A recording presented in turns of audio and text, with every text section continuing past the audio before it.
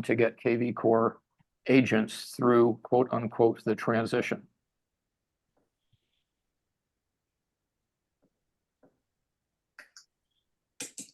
There he is. What's up, everyone? Hey, Brad. How are you guys? Living the dream, baby. Living the dream. I tell you what, I was so excited about today, starting 2 days ago, because I got pink eye in one eye and it was all swollen shut. I thought, oh, I had oh my God, Lee was here in Kansas City doing a thing at our recharge event, and I couldn't go. I had a free photo shoot because I'm a register or an RPAC, high-end whatever contributor. Free photo shoot, my eye swollen shut. The next day I wake up and the other eye is got it. And I'm like, oh man, I'm gonna be on the CyberStars thing with, hey. But the good thing is you guys can take the ball and run with it. You're all professionals. So let me ask, after the settlement, are you still going to be an RPAC contributor? It does beg to answer an important question, doesn't it? Oh. And Mr. Bob, congratulations, married? Not yet. Oh, okay. July 11th is the date. Yeah. You could have done it 16th on my birthday, and I'll just come. Sorry. I'm going to be in Europe, hopefully, on the honeymoons. Yeah, that's cool. Good to see you. Looking great. So yeah, I know it's an interesting conversation, and as I was a lot of slides, guys. A lot of slides. And if you've been on a webinar with Jack and that might be background noise. Now I got to figure out how to. I'm not a master at the Zoom thing yet. But no, just with all the stuff that was going on and everybody talking about stuff, and there's a lot out there. It's like, all right, it's time to get us together and see what process, see what stuck, all that stuff. So I'm glad you guys are joining in. Is there anything? I sent out that last email reminder with just some of the things that I had pulled from a lot of different stuff topic wise. Is there anything that you guys want to make sure, or topic wise, that we want to make sure we cover on today's call that you want to take away from everybody? Specific dialogues for buyers. I mean, the seller presentation and dialogues very, very easy. But when you're talking about listings out there offering 0 apples, I'll just use Alexis's word as opposed to percentages. And you're asking them to sign 2.5 apples or 3 apples, what's the value proposition as a buyer's agent? That so far I've seen some pretty weak stuff on this, and this is including all companies I've looked at. And we will probably come back around to that and hear what the seller is when you got that nailed down. I mean, obviously we all kind of know the benefit of it, but we might just hear that too. Yeah, full disclosure, I can only be on until 10:30 or sorry, 9:30 my time because I have another meeting. I apologize. Okay. No, that's okay. I'm going to record it too if you want to play it back. And I have a feeling like that was a long list of stuff. So I don't know if we want to have another call and cover some more topics after this and get some more people on multiple calls, because I know we're all the busiest agents on the planet. So anybody else got anything from that topic list that you wanted to make sure we cover? A system to replace the fact that we can't offer it in the MLS. There's got to be a simple system to get the word out to buyers agents that they're the amount of the compensation. Yeah, I love Check that. my website. Love that. Yeah, or a phone call to us. Yeah, I think that's not sufficiently efficient. If I've got Exactly. if I've got a buyer who's got to show 10 properties and they got to check 10 websites and make 10 phone calls, we need to have something that works more effectively. You're right. Well, and you know what? Here's the crazy thing that's happened to me in the last year. I am driving 2 hours each way just to sell properties. I mean, if I want to sell 8 to 10 properties a month, 3 of them are local.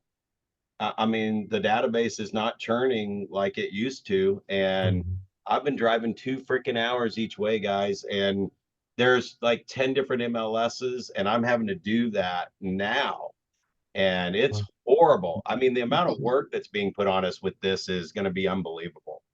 So I got a little taste on that. All right. Anybody else that you saw the topics and you were like, oh, I hope we get to that today? I kind of agree with Don. I think in all the time I've worked real estate, I've never used a buyer's broker agreement. People in Las Vegas use them, but I've noticed over the years that the majority of agents that use them are brand new agents that are taught by trainers to use them for various reasons. But I'd be curious to see it. And I, over the last 2 weeks, the best presentation I've seen on how to handle changes so far has been by David Knox. He put out a great video on Facebook a couple of weeks ago. I'm sure many of you saw it. Now we're What gonna did it say? Or are we going to describe it? He pointed out. I'll post a link to it if you like. When we yeah. get done, but he pointed out how the best takeaway I thought was how he mentioned it's important to let people know that they don't have to pay a buyer's commission, but they may want to. And his point was, the fact of the matter is, as long as someone's been in real estate, we all can't say that we've sold 50% of our own listings or 60%. I'd be rare. And his point was, in his market, 88% of the sales that take place in MLS are co-op sales. And you'd barely be missing the boat by not being a part of that. There's really nothing new in that, but other than to point it out to people. Couple of his other points were to ask the seller, when you bought your home, did you pay the buyer's commission? And kind of bring it home to the fact that, would you have been able to afford the home you're in now if you had to do that? All right. Don? So- Yeah. Couple of things. I think that as an industry, it's something that Alexis, Beth, and a few others were on this mission and have been for a very long time. Let's get rid of the C word and use professional fee, please, especially during this time. I've gotten buyer representation agreements signed for the 20 years I've been in business without fail, except for one client. And that was at the very beginning. Because in our market, we've been dealing with discounted discounted brokerages for over 20 years. This is not new. So, the point that I was making earlier is the value proposition when, nowadays there could be 0 apples, like I said, and, your buyer representation agreement says 2.5 apples. What's the value proposition that we're all going to give as agents when, somebody else is fine with just doing 1 apple? That's where I was coming from on that. Yeah, you know what I kind of envisioned on that conversation when I heard Alexis say that was almost running this like a law firm, right? I mean, that's a professional. That's what popped in my head when they said professional fee. It's kind of like a law firm. Yeah. Like you're going to start paying for the stuff that you're going to get. And I loved what she said. It's like, you're paying me for what I know and what I know how to do.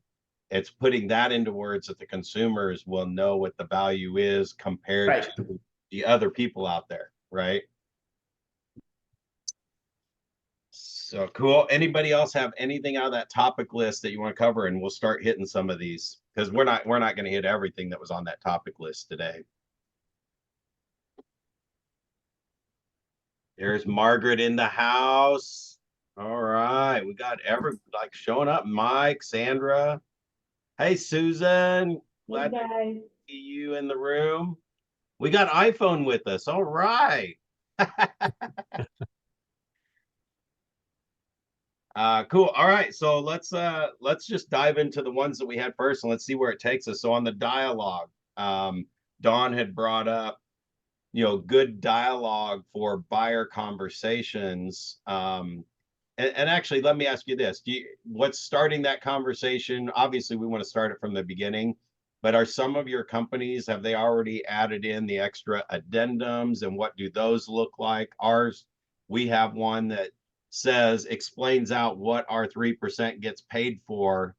And it's confusing right now because they're like, So wait, am I paying that on top of whatever you're getting in commission? It's real confusing. So I don't know if you guys, one, have forms that you're using now, and two, discussing that dialogue around explaining this to buyers and the benefit. And I think what you were asking, Don, is the benefit of that if they do end up paying our professional fee, Mhm.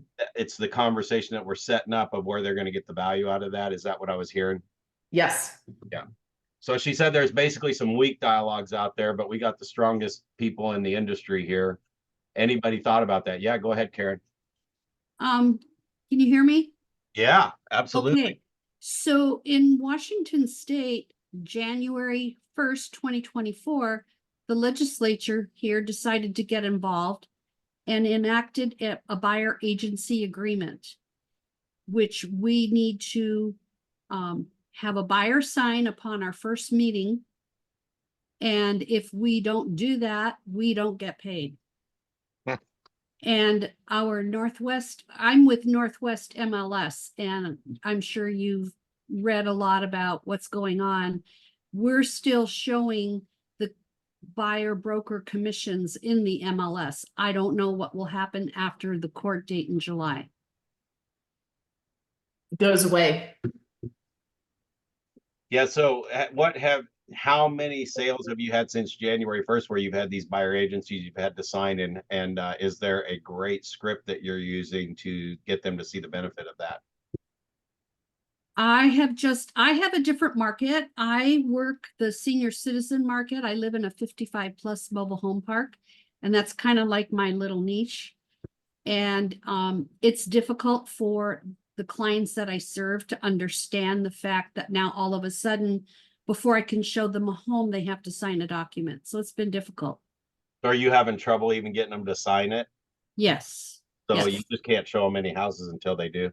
That's correct. Wow. Yeah, I had 2 this week that called me on my listings and wanted to see the listings. And I said, I'd be happy to show you the listing, but I need you to sign a buyer agency agreement. It can be exclusive or non-exclusive. And they're like, no, thank you. So to kind of kick Well, this, are you Go ahead. clear to them that it's against the law for anyone to show them? So anyone that Oh, yeah. does show them, Yep. okay. Yeah, absolutely. That's the first words out of my mouth, that it's our state law. And I'm not sure that the public has, quote, caught up with the law and what it means. So there's a lot of bad information out there. Yeah, they're completely confused, Karen. I mean, yeah, I proactively, like I had to, this thing came out on the Friday, and the following Monday, I was teaching buyer representation agreement to a small brokerage over on the East Bay.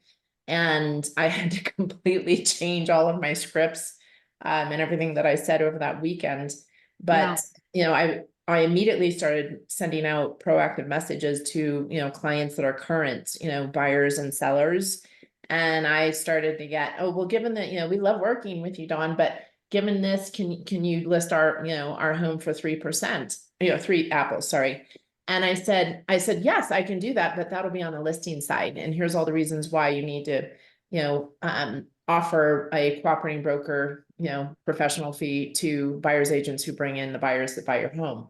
Exactly. And, you know, so it's because like I've never seen something in our industry get so widely publicized with misinformation and, you know, headlines that are complete BS. And it's going to take a while for us to unravel all of this. Yeah. And one of my concerns is like, yes, we can do it for that, though I think we're going to be getting, we're going to get more of having to represent both sides and do both sides of the job and not get fairly compensated for going through all the work that we're gonna have to when the buyer shows up. Like, oh, okay, well, we want this house. We don't have an agent, and we're just gonna have to do twice the work for less money. hey, Mike, I did mute you. I put it back so you can get back in. All right, so let's what is the solution? So one of the conversations I heard was it's having that conversation with a buyer when you're explaining it. So after we get this great script that explains the benefit of it, somewhere in there is, hey, you have a choice as a buyer now. You can look at all the properties that are on the market. Some of those may not have a cooperating fee, a professional fee. So that might be on your responsibility, or there are properties that do have that covered in a lot of cases. So do you want to look at all of them and, you know, cover that professional fee when you find your property? Or do you only want to look at the ones that, you know, it's basically, and it still has a C word in it. That's why it's hard for me to reword this.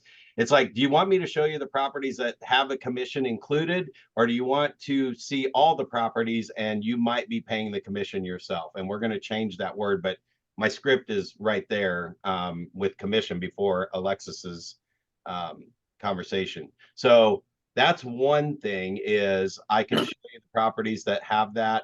Now, the second part of that is, how do we create the value, or what's that script that creates the value in it?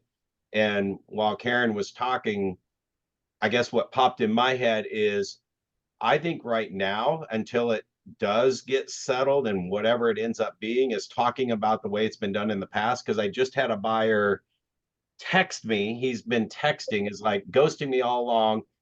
Finally calls me and says, I found a house. We go show, we write a contract, and doing it all while he's in between work. And he's like, hey, what's this $795? And that our extra addendum was in there about the 3%. And he's like, so do I have to pay the 3% commission? And I couldn't get him on the phone, so I had to text him back and forth. And it's like, no, in this particular case, that's covered. However, what I'm saying is, in the future, or what the way we've done it in the past, always, in Karen's case, is it was always covered in the past. Now they're changing the law, thinking this is a benefit for the consumer, that everybody's responsible for their own professional fee, right?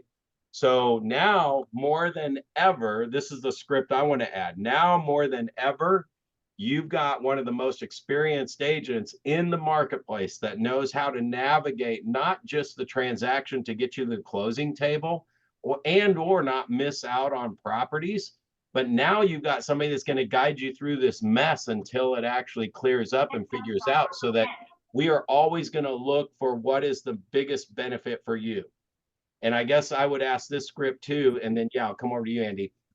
I would ask this script too. It's like, so if you can get, if you want to make sure you don't say overpay for a property, if you make sure you don't overpay for a property, if you were in a lawsuit and it was going to jail for the rest of your life and losing everything, your belongings, and they take your house and everything, would you just go open the yellow pages and call an attorney? Or would you look for the best attorney that you could possibly find? When you're buying a house, you could be saving that 3 apples just by having a good agent negotiate for you. And this is one of my favorite scripts, and then I'll jump it over to you, Andy, is, in real estate, we don't negotiate $100 here and $100 there like you do when you're selling something on Facebook or whatever. Just relate it to them, right? We are negotiating $1,000 or $10,000 here and there, and that's where that value of picking the right agent will come back to you, and that's how you'll know you got your value for those apples. And I'm just kind of throwing that out to see what you guys can do with it, and we'll go to Andy first. And what do you guys think of that? What do you think of any of that conversation I just said? It's good. Yeah. All right, go, Andy. Okay, so I think that there are, in my view, 3 different issues floating around, and it's probably better to concentrate on only what I'll call the third of them. And the first one is the written buyer rep agreement. And as with Dawn, I mean, here in the DC area, we have had mandatory written buyer rep agreements since 2012. And I've used them. I mean, my brokers have required every single agent to use them, or they weren't going to get paid a commission, because it's been the law that we use them. And so, and they don't have to be long-term. I have done buyer rep agreements for only one house for somebody who calls on a listing. I've done a buyer rep agreement to expire at midnight if somebody is really apprehensive. And if somebody is unwilling to sign a buyer rep agreement for only one house or until midnight of that night, then I just, then they're not being realistic, and I move on, and that's totally fine. But I wouldn't I don't think anybody should be concerned in the least about a written buyer agreement per se. I mean, that's going to be the least of what we're talking about, even though I appreciate the fact that those of you who haven't used them yet might have apprehensions. But I mean, I can show you what we use here in the DC area, and certainly DC and Maryland and Virginia have slightly different ones, but it's really quite benign and nothing to worry about. The second thing, I think, is what I'll call horribilizing. And a lot of the discussions agents are having has to go around horribilizing. And by that, I mean that a listing agent will, in conjunction with their seller client, have a zero offer of compensation. And oh my God, what do we do then? But I don't think that's going to happen very often at all, because most people, I think, recognize that if there's competition in a house, if there are more buyers seeing a house, more buyers offering on a house, then they stand to get more money for their home, which is why they're hiring the agent in the first place. So I think, subject to be proven wrong, that in most cases, we are going to see offers of compensation that are equal or to, or very, very similar. I'm just going to say equal to what we've been dealing with all along. And it will be the job of listing agents, and I don't think this is going to be a hard conversation to have, to tell the seller, hey, you may have seen the reports in the media about blah, blah, blah, but, we are not docents in a museum, and we don't work for free. And if you want somebody to bring you a top dollar on your home, they're going to need to be compensated. And I, as your listing agent, recommend blank. So I think I'm not expecting, subject to being corrected, we'll see how this shakes out in practice, that we're going to see zero or ridiculous offers of compensation. The third thing, though, which is, I think, the greater issue, has to do with buyers who, at the end of the day, will they or will they not pay X number of apples if they're on the hook for the X number of apples? And I think one of two things will happen. Either a buyer's agent will adopt what I will call an I have your back buyer business model, which is to say, if the seller doesn't offer it, number one, and if the buyer agent can't negotiate it on the buyer's behalf, number two, if the buyer really wants the house, the agent will, basically, do it gratis. I think that's going to happen. It's going to happen a lot. Now, and I see Tim shaking his head. And and I'm not saying that it would make me happy, but I think that there's going to be a lot of that. The other thing I think we're going to see, and then I'll yield the mic, I'll yield the balance of my time to the distinguished gentleman from Indiana or wherever Coach Korn's from. The other thing we're going to see is that if agents are not clear about what the new rules are, I think agents aren't for the most part, then we can't expect the public to. And what the public's going to probably end up doing is beating a path to the door of the listing agent, because at the end of the day, the seller wants to sell, buyer wants to buy, and the buyer is going to say, heck with all this other nonsense, and go directly to the listing agent. And then the question is, what is the listing agent going to do? And I think that the dialogue we should probably be preparing for, that nobody seems to be talking about, is that the listing agent, in conjunction with the seller, needs to tell the seller that this is going to be a likely scenario, and don't hire me if you expect me to do twice the work for less money. That we're in a different world, but part of the compensation package of me as a listing agent, that if the following scenario comes to pass, that I will be compensated X, and whatever X happens to be, that will be in the listing agreement, but that's going to happen a lot. I yield back the balance of my time to the distinguished Coach Korn. All right, Billy and Tim, hang on 1 second. I'm going to throw a couple comments out, and then we'll come to Billy and then to Tim. And I'm just looking at the way my order is up there with your hands up. If you guys do want to jump in, just throw your hands up on there too. So first thing, when it comes to getting the buyer agency signed, again, this is what's cool about this group. I don't know that there's anybody I can think of that has a problem getting a buyer agency signed. I will tell you, in my world and most of your worlds, if you're not getting them, it's because we're working with relationships and people that have been referred, and they are only going to use you. So we haven't had to get that signed on the very first meeting. So that's one big difference. Unless you're dealing with new leads coming in, you got to get that thing locked up. But I think we live in such a comfortable world that that is one of the topics that I put on there, is how much weight do you see our relationships with our database people really swinging this whole thing in our favor, because they're going to listen to us and hear what we have to say about what's going on. Like somebody that's a past client of 2 and 3 times isn't going to call me and go, hey, I need to list my house. You'll do it for free now, right? Or whatever. So that's just not going to happen in a relationship world. Second thing I wanted to comment, Dawn commented on the attorney side of things, and it's what she pointed out is I think one of the most important things that could be in our scripts, and it's talking about avoiding major mistakes. So even if you're thinking about in your scripts, and as big as storytelling is in the speaking world, they talk about stories, make the story great. I think we come up with the stories in our scripts of the horror things that happen to people that may have had a bad experience.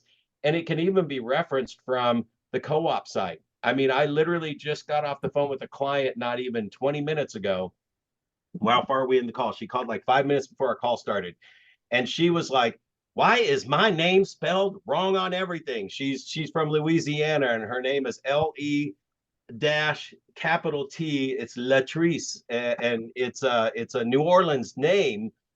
And she's like, nobody can get my name right. And I'm like, and my assistant was just on the phone with me before her saying, Latrice needs to sign that amendment, because why am I doing all the work for all the freaking agents? I'm sending their inspection notices because they're not sending them to us. We're just now filling out the form going, we've done our inspections and accept the property and send it to them and go, would you just freaking get your buyer to sign this and send it?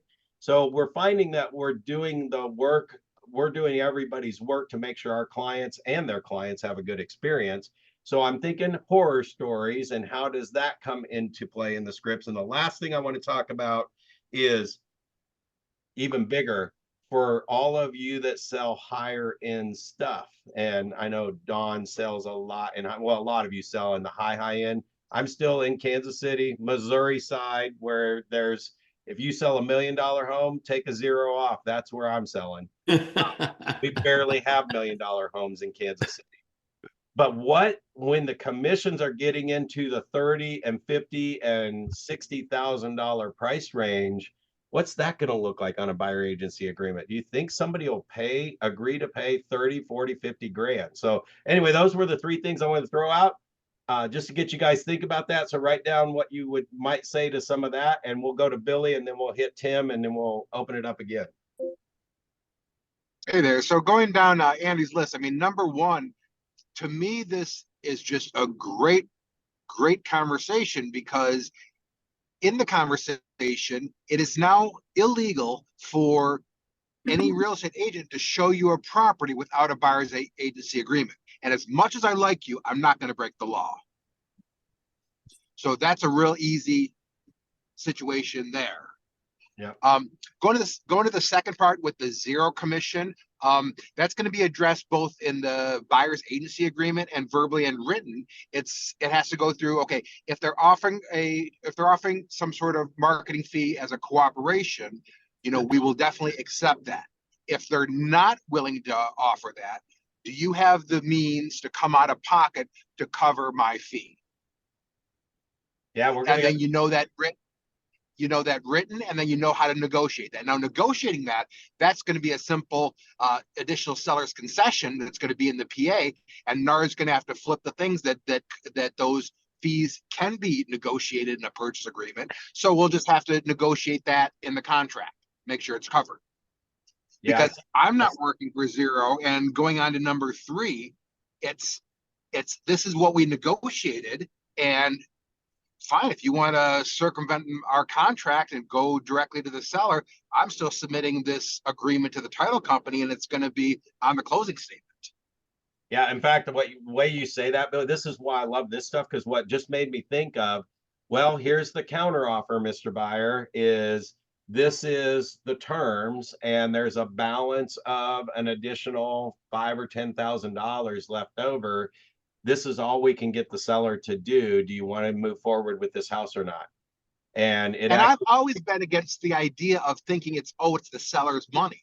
No, it comes out of the transaction and the buyer's bringing the funds to the table. So us thinking that, it's the seller paying, that's not the case. Yeah, I think what would happen more than doing it gratis is the buyer, this group, I see us putting it back on the buyer on going, do you want this house or do you want to move on to the next one? And you're not going to buy one until they can make that number work. You might get half the commission included in the offer and they'll have to cover the other half, whatever. I'm sorry, apples. Cool. Tim. Basically, well, let's go over what you're going to need to develop as far as a good presentation to your potential buyers in terms of what your benefit is. I want to later on get into where I think the real solution is. I think the real solution is on listing agents. But the first thing, you've got 3 different concepts you need to get across to your buyer. That number one, you know the way through the maze, that this is a very complicated maze, and you want to have them be worried that they will not find the way to the other side of the maze successfully without you as the perfect guide, the one to take them through it and hold their hand. So the second point is that you are going to keep them from making major mistakes. You're going to point out the negatives about the house, the reason why you don't want to be in that neighborhood, the other things that if you were a used car salesman, you would never mention, but instead I am your advocate. So I'm going to point out all the reasons why you shouldn't buy that house. And if you still want to buy it, that's up to you. The third thing, most of what I've heard on all these things is negotiating abilities. Now, since I teach classes on negotiating, I can say with great authority that the vast majority of realtors are not good negotiators. Almost 100% of realtors think they are fabulous negotiators. And so the thing that's really entertaining is the dichotomy between that. But if one of your biggest values is, I'm going to save you more than what you're going to pay me, those 3 things are the items I think you need to weave into the buyer presentation. I think the real solution is the dialogue with the sellers, because if we can take and replace the system with something that is we lost him. The same as what we want. We got you back. We got you back. You're good.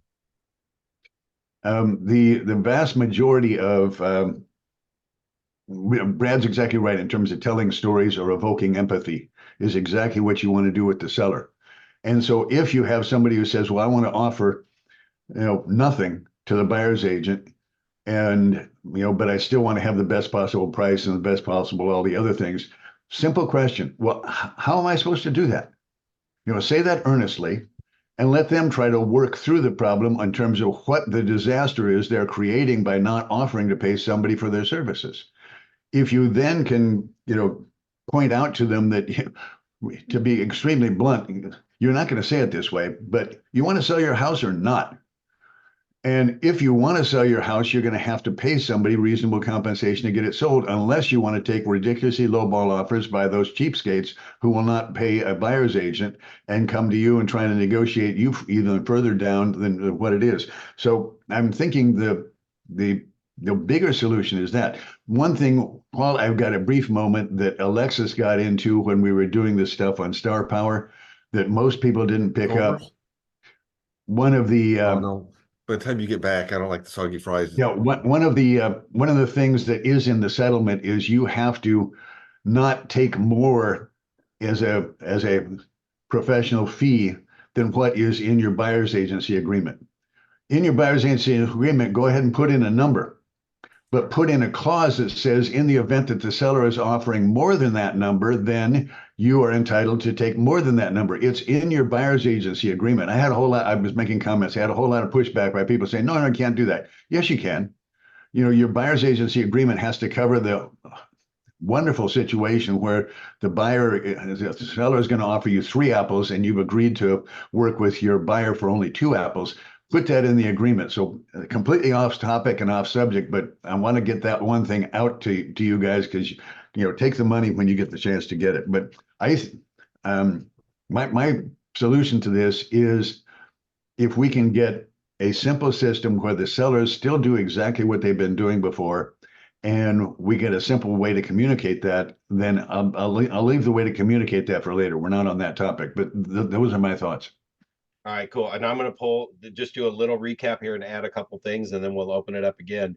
By the way, Tim, that might be the best freaking thing that I've heard since this whole thing started, is adding that clause. And whether or not that legally can be written the way that you just explained it, or it needs to be written a different way, there's going to be a way to have that in there. So you just saved my biggest question of all. So it wasn't off topic. It was right on topic.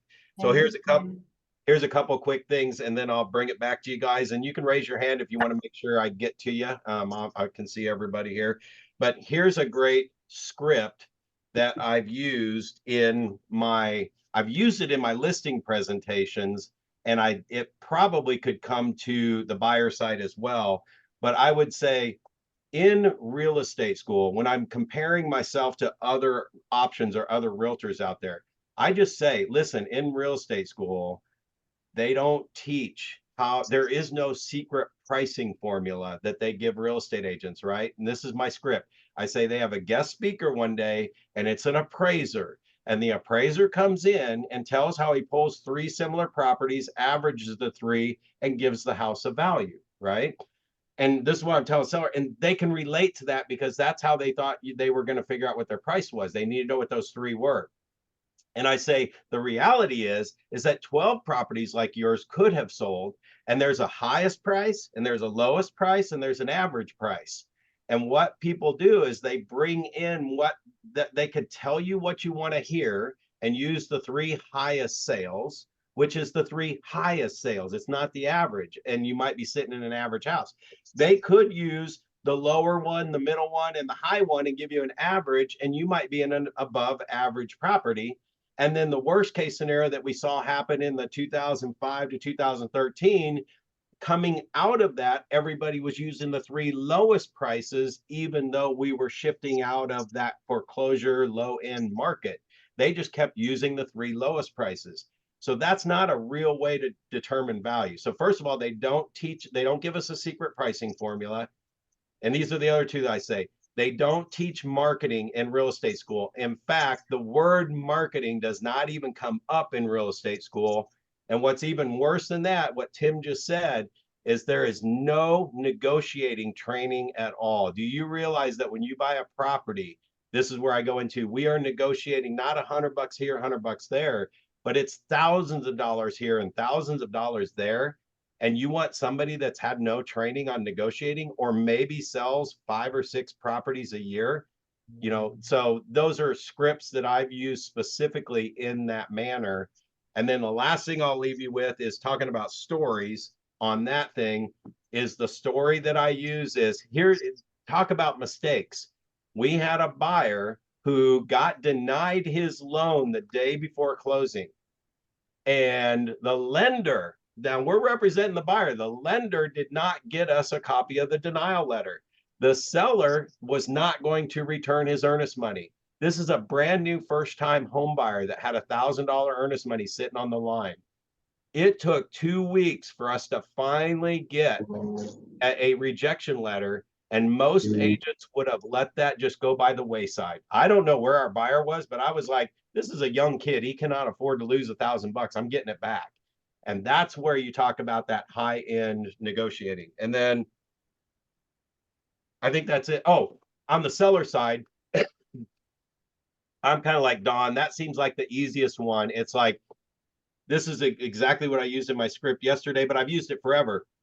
When you market your property with us, if there's 10 eyeballs out there and 10 buyers that would consider your home, we're going to get all 10 of them through right away, right? And if you limit your marketing to whether it's the old days of open houses, or it's a particular website, or it's this or it's that, you might be getting in front of 2 or 3 of those buyers. So in a hot market, any agent can get you a buyer. In fact, you could put a sign in your yard and get a buyer to call you, right? What you got to be careful of is when you think you're doing well and you got 2 people on the hook that are negotiating, you got multiple offers, 2 or 3 people. I can tell you honestly, if you get that with an average agent, there's probably 4 or 5 or 6 buyers out there in the marketplace, and they missed 3 of them. So what's that negotiation turn into when you got 2 buyers fighting over property versus 5? And now you get to go back to the story. That's what we experienced a few years ago when there were 20 and 30 offers going $100,000 over asking price. So when you hire us, the value goes way beyond what this amount is that these apples we're talking about. It's about getting the most eyeballs on your property to get the most people at once to create that auction effect. And we will more than make you the apple return on that. But if you don't add those apples in there, there's, what is that, 70–80% of that pool could be gone. And I still might get you multiple offers, but it may not be the highest price you could have got. That's another script that I would use. Anybody have anything to add to that? Trigger anything with anyone? So I mean, it gives us another opportunity with the seller to reinforce the buyer situation, saying that when we get an offer on your property, that buyer has already committed and obligated themselves to pay a marketing fee to that buyer's agent. Now, either we cover that out of the transaction, or we risk losing that buyer if they're unable to perform out of pocket, or we're just going to be another negotiating point in the purchase agreement, which can complicate things. If we just cover that up front and make sure that they know what's so, then it's going to make us able just to focus on negotiating the price for your home and get you the maximum dollars. All right, I see the amazing Mr. Steve Westmark in the house with his hand up. What are you doing, bud? So good to see you. Are you, oh, you unmute yourself. You're free to take the floor. I'm sorry. Okay, now you got me? Yep. Okay, well, the first thing I want to say is Larry Kendall, if you heard him this last week or so, he said all this is friction. And I really like that. Hello. It's adding friction to the transaction. And I had a meeting with business owners today and I said, it's adding friction for us. That's all it's doing. They want to know if commission's going to be reduced. I said, you guys can all start a real estate company if you want. And you can decide to not take a seller commission, and you can decide not to take a buyer commission. Now you can open your brokerage, you can get your broker's license, you can do, and you get to run this for free. Wow. Okay. Anyways, the thing I really wanted to show you that I worked on, got to show it here. Will it show? I'm sorry, it doesn't show. So what I did, and I'm encouraged, maybe you'll like it. I went and printed the 105-page. 108, I think. 108. You missed 3 pages. 108. Well, whatever. I didn't count them, but I have it in my book with 108. And if I meet with any a buyer or seller, would you like to read it? No, they won't. So if you go to NAR.org, Kevin Sears just put an update that was last updated March 26th, which is about 10 pages. And I said, would you like to read that? Or you also can take from that where it has the summary of the 3 items that's basically on 1 page. Would you like to know what the summary says? And you give them the summary. And then if you go to NAR, I will tell you that it's nice that NAR had that out there. You can go to NAR.org or Realtor.org, and they have a thing that has the 179, I can't see it on here, 179 ways agents are worth their money with sellers. And then they have another one that's 105 more ways that your buyer agent works for you. And it's all online. You can print it out. I've got it in my little book. And I say, you want to know? And you know what? We even do more than the 105. Steve, where is this? NAR.org? NAR.org. So go to NAR.org, go into the area of the settlement. And then you're also going to see help materials that NAR put together. And it's really, really well done.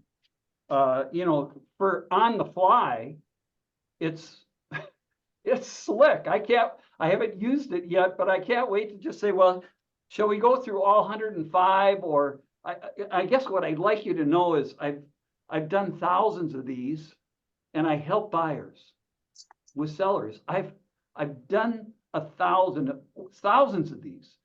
So I know how to get it to the closing, and you won't have to pay me until it closes. So, so anyways, I put the book together as I showed you here. It's to be able to jump around with somebody. I heard from David Knox, he encouraged on one that I heard, he said, take your half hour or hour and read the 105 pages and then be able to say, well, I've read it. Do you want to read it? That's mine. All right, cool. I'm coming to you in a second, Brett. All right, so I want to pull a couple things in there. So one of the scripts that just hit me when you were saying that is that I've been using is, I haven't used it with sellers, but this is what I've been telling people when they ask me what this all means. I said, first of all, has the attorney who filed this lawsuit sent you any money yet as a homeowner? Because they've actually hurt your ability to get the most equity out of your house possible. And that just creates them to ask more questions, right? But it's like, have they sent you a check yet? Somebody's making a ton of money on this, and it's an attorney doing a lawsuit, and they forgot to pay out all the homeowners who are going to lose a percentage of what they can get in, or could lose a percentage of equity that they could get. Second thing that I'm curious about with this lawsuit going on, and why the heck NAR even let it get to this point, is, isn't it still the same that 60 to 80% of real estate agents go out of business within 3 to 5 years? And everybody's saying this is because we make too much money. I mean, again, what I kind of picked up from the lawsuit was this more about not being forced to be able to use MLS by posting a co-op commission? Or is somebody really trying to take away, do they really think we're making too much money? And I didn't get that from anything that I've heard. So that's kind of on the floor, but I'll move to Brett and keep that conversation going. So one of the things Brett. hey, good morning or good afternoon. So one of the things I think moving forward is not only are buyer agents going to have to differentiate themselves and show their value proposition, listing agents are going to have to do the same. And one of the ways that we do that, or one of the stories I explain, is that, hold on, someone's walking in. Why don't you come back to me here in a second? Sure. So anybody have anything to add what your perspective has been on? Is it really more to limit this forcing of putting that, well, that kind of opens up a little bit more, that MLSs, we had to post a co-op commission to be able to list it in the MLS. And my bigger question is, what do you guys think that means about NAR? I mean, I know what my initial response is there value in belonging to this large group? Secondly, the bigger issue that I'm concerned about is everybody starts scattering everywhere, and experiencing this last year and a half where I'm having to dig around in 10 different MLSs. See, I've already for the last year had to negotiate commission by like, hey, can you send me the agent version of your MLS sheet? And because some of the MLSs actually state, if you're not a member of that MLS, you only pay that co-op to members of that MLS. So I literally had to have a text or something from them stating, yes, I'm paying this percentage, and it doesn't matter that you're in the MLS. So I got a little taste of this already by everybody's moving farther out. And I don't know if you looked at the NAR trends report that came out last year, but if you guys remember, man, we've been talking about this our whole career. It's like people move within what, 5 to 10 miles of where they currently live, right? That's where the majority of people move. That's gone since COVID. Now everybody can work from home, mobily, all that stuff. And it is in the NAR trends. It states that people are now moving 50 miles from where they currently live. Schools are not keeping them in place. Jobs are not keeping them in place. So that was like an instant overnight transformation that I'm living in right now. And it's only because, I could just stop all marketing, market my 3 sales, 4 sales, 5 sales a month and survive. But 10 sales a month pays the bills and gets me ahead once in a while, right? To where I don't have to worry about money and I'm having to drive 2 hours each way for those. So anyway, I'll just kind of getting your guys' brain juices going so it spurs some conversation here. Who wants to jump in on anything you want to comment on so far or add? Hey, Brad, really quick, how we got here. We got here because NAR mishandled the trial. And you can Google this. There was a deposition that was introduced by the plaintiffs against NAR and the other real estate companies. It was a Tom Ferry interview of Alan Dalton. And Alan Dalton just exploded volcanic on the whole subject of negotiating commissions. NAR should never have allowed this in. It never came up in discovery.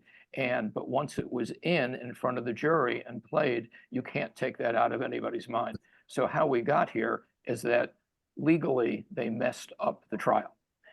Then facing all the fines, NAR had an existential crisis. They were either going to fight this and it was going to be the hill they were going to die on, or they were going to settle it and in a sense, kick the can down the road to all of us in meetings like this.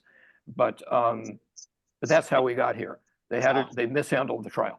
So is that online that we could search the Tom Ferry interview with Alan, you think? Well, you can search the topic of it, but Tom Ferry took it down once he realized that he was in the middle of the storm.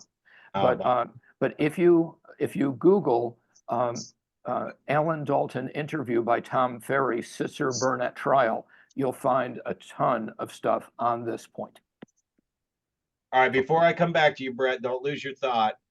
Here's one thing that I just picked up on. I was looking back through my notes and I remembered somebody saying that this all started in Missouri. Does anybody know what the Missouri relation is to this all kicking off? Because I sure as heck didn't know it started here. Anybody heard about Missouri being the first tip off of this? Isn't that where the first class action lawsuit was started? That's what it was. Okay, so does anybody know which company it was, or was it a town, or was it an area, or was it just Missouri? I wanted to say St. Louis, but I could be wrong. Yeah. Actually, I think I did hear that from somewhere. So here's a funny. And by the way, this is on the Alan Ferry interview, or Alan Dalton interview with Tom Ferry is on YouTube. I'm putting it in the chat box. Awesome. So you'll be able to see it. Yeah. All right. So here's a really funny story. And I was looking at Steve when I said this. So many of you may not know that I started real estate in 1991 and it was in the Twin Cities. In fact, I was at the RE/MAX office with Steve in my second year in real estate. I don't know if you remember Shelly Hare. We did new construction stuff, Steve. And I was just a little peon learning real estate then. And I believe, I've heard a lot of different dates, but I believe it was Edina Realty that had a similar class action lawsuit that was what triggered buyer agency. And if I'm correct, on the actual date that it happened was around 93, 94, 95. Is that correct, Steve? When buyer agency formally was produced. And it was where a seller said, how can you tell me you're representing me, which is the way it's always been done for all of us old dogs, is everybody represented the seller. And they said, how can you tell me you're representing me when you just sold your mom the property and you got me to come down 10 grand? And they sued. So at that time, you know what? It was this same exact conversation. And it was the same thing. Well, heck, if they're going to be represented, they're going to pay their own commissions. And it was a nightmare for several months. And then everything just kept going the way it was. So I think the worst thing that I see from this compared to that is losing the opportunity to attract more people to a seller's listing and potentially to be able to show our buyers every property on the market because we can't have that field. I mean, that's the worst thing that I think is happening here, which will be interesting to see. All right, so back to Brett. Okay, so back to the value proposition, switching over to the seller side. And I just used this yesterday again, Mr. and Mrs. Seller, and we were talking about the commission lawsuit and whatnot. And one of the reasons you may want to consider a team like us is because of this.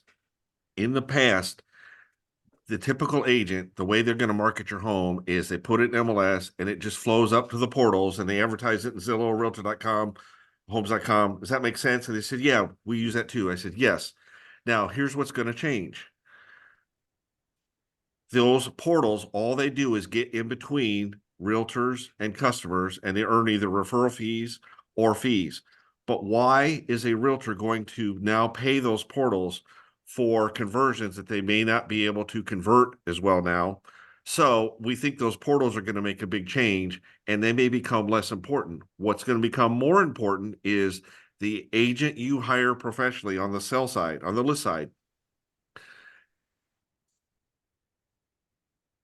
Your home and market your home, because buyers are going to have a tough time determining what homes they're going to have to pay for. They may want to come directly to the listing agent. Some of them will. Some of them will use their buyer agents, but they're going to be concerned about how much is this home going to cost me? How much is that home? And what's going to win the day are the agents that market homes independent of the portals. Some of these portals may not make it. Zillow lost $158 million last year, and that's under last year's model. How are they going to make money going forward? They're going to have to transition to sellers and try to pick up, hey, sell us listing sides, and the buyer's side's going to probably go away. And that's not going to be the most effective way to advertise your home, Mr. and Mrs. Seller. And that's where we come in. That's our value, is not only the negotiating, not only all the things you talked about. I came in late that I'd heard you talk about, but also how we're going to market your home independent of the portals. We're going to get back to the old way of doing things. Oh my gosh, that script there, and I'm going to kind of re-say it the way I heard it, is the reason why you would commit to this buyer agreement with me is I know how to find you every single property for sale. And if you hire the wrong agent, you may think you're seeing every property for sale, but they might only be showing you 20, 30, 40% of the market. And again, this is just to throw it on the table with you guys. It's like my brain always goes to car dealers. You know, I always thought, man, if the car industry would figure out how to create an MLS and share every model of every car and every detail of every car for sale, and any dealer, when a buyer walked onto their lot, they could just do a search. I mean, if you're at the Kia dealership and you find a Lexus for them at a Lexus dealership, and we split the commission on that sale, but I double or triple or quadruple my sales, why the heck didn't they ever use an MLS system like we had, right? So now it feels like we're going backwards into dinosaur days with a dealership, that we've got so many cars on the lot, and the bigger the dealership and the better they are, the more cars they can find, right? So that's another analogy I want to throw on the table. I don't know if you guys. Can I throw a counterpoint out to you, Brad? Yeah. Okay, so let's go with that line of thinking, because this isn't over yet. Some MLSs may fold. NAR, who knows if NAR will make it? And before this settlement, we ran the risk that we might not even have an MLS. And who stands to win if that were to happen? We would have won. The agents that had productive MLS or productive websites that could attract, like the car dealers do today. So you get them on your lot, realtor, same thing. You get them on your portal, on your portal, your page, and you convert them so that they never go to another car dealer's lot. Now the seller doesn't make more money, but the realtors would. It would be way less efficient, but we would work with less people and make more money. But Brett, wouldn't we only be showing the listings that we had at that point, since there was no MLS to aggregate them? And so your good buddies out there that might agree to get in their listing agreements sellers that would cooperate with you, but they wouldn't necessarily. See, here's the way the settlement is now. It's not unilateral. I can have the seller agree to pay a commission, but I don't have to offer that to everyone. I could offer that to the top 10% of brokers out there who I know are going to get the job done. I could exclude Miami realtors coming over to Fort Myers. I could exclude realtors that I know screw up every deal they ever touch. There's no unilateral offer anymore. Oh, you guys, you want to talk about what this just hit, and I use this in my listing presentations as well. It's like what this really comes down to is the agent that you want to hire, and this is one thing you cannot interview for, is reputation with other agents in the marketplace. And you made me think of this, Bob. It's your reputation with other agents in the marketplace.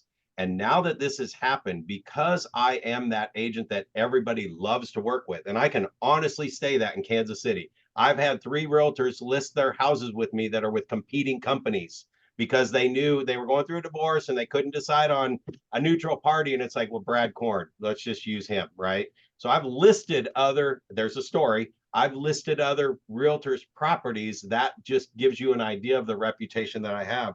And the second thing is the words that hit me were relationships and network. And it's having the biggest network available to make sure that you find the best property for you at that time. And I think that's huge that we just hit on that. Okay. Anybody, we got a few more minutes. Anybody else have anything burning they got to jump on and share? Has this been a pretty good call so far, guys? Yep. A little bit different than just walking through, what's your value proposition? I mean, it's like, what is the value proposition? Don't just tell me I need one. I want to hear from the top agents that are actually saying what the value proposition is. So hopefully you picked up some of those things today. Yeah, Margaret, go ahead. Okay. I've probably been on 10 of these Zooms about this, and I calls in from the radio show. And what you were saying about showing them the 115 pages, have you read this? I do it differently. I say, what do you know about what's going on? Explain what you understand. They start to explain, there's the 6% is gone and you're not going to get paid anymore. And then you have the opportunity to say, these are the 3 things that have changed. And that works beautifully. When I do it with a listing, and I just did one this week, I wanted to try it out. On the phone, they said, what's your commission? I said, we'll talk about that when I get there. And told them about the suit. And I said, here's the commission you're paying. Now you have the opportunity to offer 0 and they, oh, that's good. I don't have to. And I went, yes, but guess what you're doing? You are not going to get the agents to show your house. It used to be, oh, I don't look at the commission. You remember agents saying, I never look at the commission. They all looked at the commission to see what they got. So now if you offer 0 or a half an apple, you're going to miss all those buyers. So that's one thing I wanted to share. Has anybody heard this new lawsuit by the attorney Wang, W-A-N-G? Yeah. Okay, it's a different discussion, but that was in Inman today, I think, if I'm not mistaken. Yeah. Okay, I had a seller, because I get a lot of calls on this from the radio show. Who Can you called? tell us real quick, like in a real quick summary, what the new lawsuit might be directed towards? It's a different premise on the original suit. He's going after a term that was, it's a complicated term. I didn't even get the whole gist of it. Tying in. Tying it is the term. But if you subscribe to Inman, it was their lead story this morning. Okay. If not, maybe somebody who does, we could post it somewhere. Okay. He's not going for class action. He's suing on his own. Completely that the agents, the seller's agents refuse to show him houses without buyer representation, and he's suing all on his own to it's gonna be a big one. It's gonna be interesting. Okay. All right, guys. What do you guys think of the call? Was this good? Great. Good call. Do it again. Let's do it more often. Oh, we're going to do this again. Yeah, we got to get together. So much easier. I will tell you, I picked up, man, I've got like so many starred items on here. I'm so glad I got to see you guys and hang out. What I just picked up from Margaret was on that form, printing out and highlighting where it says advertise, not being able to advertise, and you have the opportunity to not pay a commission, but I can't find anywhere in here where it says it's going away, so I thought that was huge, along with Steve's NAR page. So holy crap, I got a lot of homework to do, guys. So yes, we're gonna keep these going, keep these conversations going, because there was a whole lot more topics on here that I'm still curious about and how you guys are handling it. All right. Brad, Yeah. One If you- quick thing, I can't find that the NAR.org isn't a site, so I went It's to not, it's realtor.org. real, it's NAR.realtor. Okay, all right. That's, and I think that may be the consumer site, but yeah, NAR.org is a national rocket association or National Association of Rockets. Real quick, I think the big solution to the problem is going to be a simple system to offer compensation right in the MLS. And theoretically, we're not supposed to do that. In our area, the discussion is being to put right in your remarks that the seller will offer up to a certain number of apples of seller paid closing costs to include repairs, yada, yada, yada, and buyer's agent commission. And so if you have a system, it's technically not being offered in the MLS by the prohibited rules, but the lawsuit specifically says this does not prohibit the sellers from offering seller paid concessions. I think there's our simple solution. We get it to where all but sellers hold on. offer to pay it and everybody puts it in there. So we get right back to where we've been. The lawyers steal a whole bunch of money. Fine, they had a good day. Maybe they'll leave us alone. But Actually, no, they won't. It's like a feeding frenzy. Once you get one lawyer who made a bunch of money, now what Margaret just brought up, you're going to have more of them. All right, Brett, jump in on that, and then I got one big thing to close out with. We got to be careful with the concessions though, because some buyers, if they're only putting 5% down, if they're VA, if they're FHA, some of those concessions may not be allowed, or you may go over the concession limit. Where if it's considered compensation, it doesn't go under the concession calculation for the lender. If it's considered concession, it does. So we're better off writing it as compensation than we are concession. And I think what's going to happen is it's all going to get negotiated through the contract. We're going to have to change the code of ethics that says you can't use offers of compensation. That's going away. Procuring cause is going to go away. And it's going to come down to, but I prefer compensation versus concession in the contract. Yeah, which brings us back to the negotiating skills. So here's my last thing I'm going to leave you with. With all this said, we talked about how are we going to advertise this to get our sellers the most exposure to their property. And the first thing I thought of was now the whole entire realtor base becomes a database that we market to on a regular basis. I'm thinking mass postcard mailing.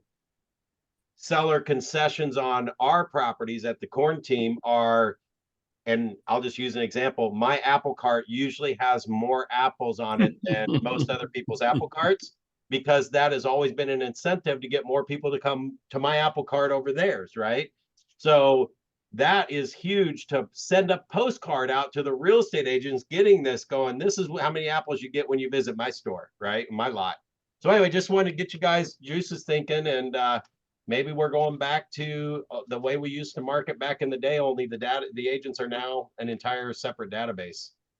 I don't know. All right, let's keep this going, guys. Do this again, Brad. Yeah. Like a couple times a month, it maybe. Who knows? Absolutely. We'll do it a couple times a month. I'll send out another notice for a couple weeks so you guys can get it on your calendar and we get some more people to group in. It was so great seeing all of you guys. Man, it's been a while. Awesome. I miss you guys all so much. Can't wait to see you. Yeah. In person. Yep. My fiance says hi to everybody, by the way. Congratulations. Thank you. Congratulations. Yeah, she's a love. I know. Yeah. Thanks, guys. Thanks. All right, guys. See you. Have a great day. Okay. Bye.